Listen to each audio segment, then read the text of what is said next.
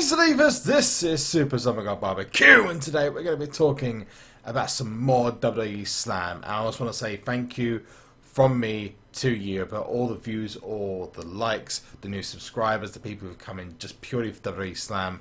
It really means a lot. Thank you so much for your support, which is the reason why I'm up at Jubos Battleground is on, actually talking about WWE Slam, and I've got my phone up here. So I wanted first of all to talk about, well, seeing as we're on the subject of Battleground, these awesome new cards that came out. The three-way signature from Dean Ambrose, Roman Reigns, and from Seth Rollins. The reason why this is important is because they're the Shield. Now, because this is a once-in-a-lifetime thing, especially with Dean Ambrose now going to SmackDown and Roman Reigns and Seth Rollins going to Raw as part of the draft, we've now had this one-off card, which is definitely 100% worth getting if you get your hands on it. Now, there was a little bit of controversy, and I personally have been on the brunt of this, okay?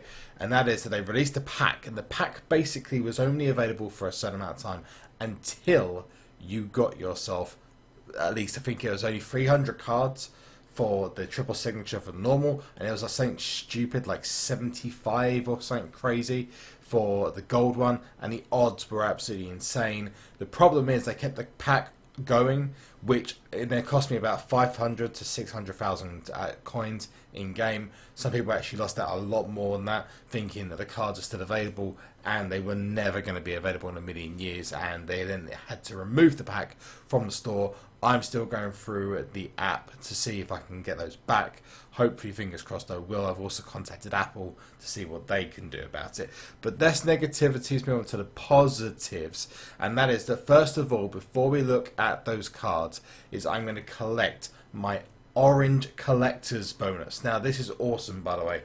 I have been collecting the collector's bonuses, so this is when you collect an entire set. Now, what you want to do is you want to collect an entire set, get the cards, and then you can trade away the cards if you want to go for, let's say, if you've got teals, to go for oranges. You know, whites, you can go for greens.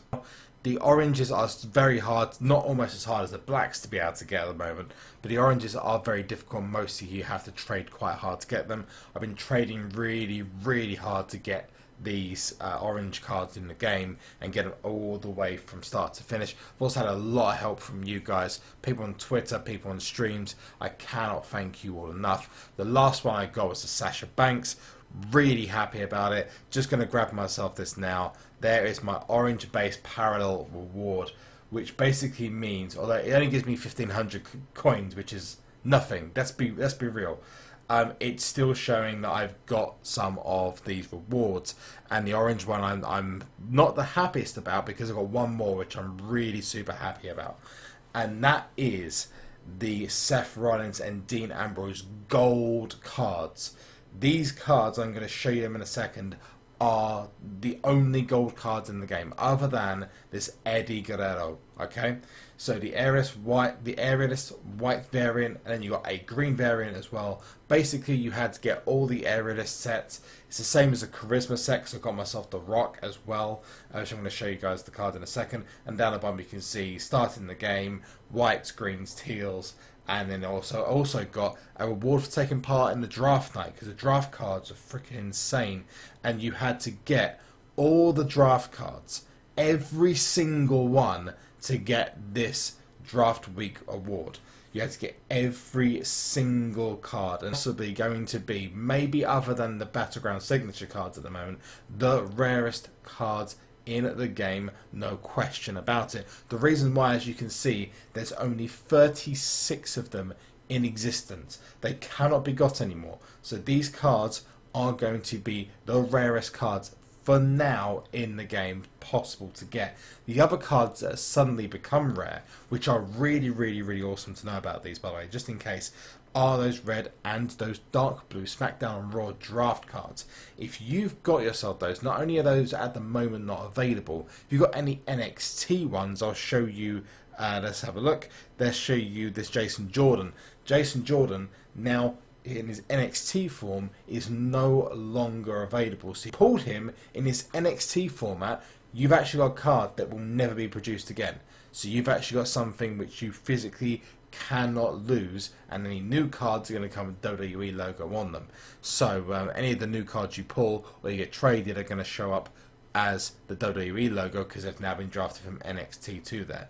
I'd imagine as well that that's going to happen to Bayley, given that Bayley actually ended up moving across to, well, it seems like she's going to be part of the main roster now because she debuted at the Battleground, but it has been mentioned many times it was just a one-time thing. I'm not so sure. I think maybe come Raw or SmackDown, there'll be a battle. Maybe Sasha trying to persuade Stephanie McMahon, Mick Foley to take her on as a new member of the team. Alternatively, I think she'll go to SmackDown personally. SmackDown's quite weak when it comes to divas. In fact, weak across the board. But let's have a look at this Eddie Guerrero card. Oh my god, this Eddie Guerrero card. Only 164 people have it. It's a golden card. It's sold out already. Very simply put, it is freaking incredible. Alright? Now, I was so happy when I got this card. So you got the Seth Rollins card, you got the Dean Ambrose card I've shown you already, you got the Eddie Guerrero card, just to check out, make sure I'm going through all of these. The two gold cards at the top, the AJ Styles and the Charlotte, are both, again, just for participating in draft night. A lot of people have those, okay?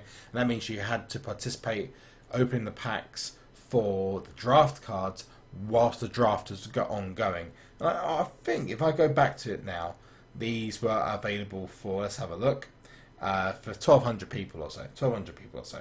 And then you had the week 1 all cards, which is available to 1,300 people. And this you had to have every single week 1 exclusive, which we've got down here. If I show you the week 1 Asuka, and there's obviously there was 20 week 1 cards. You had to get 7 for free, which got you the Stone Cold Steve Austin, which is really common as anything. And then you had the Ultimate Warrior, which is only available to 1,300. Again, another gold card, which is awesome.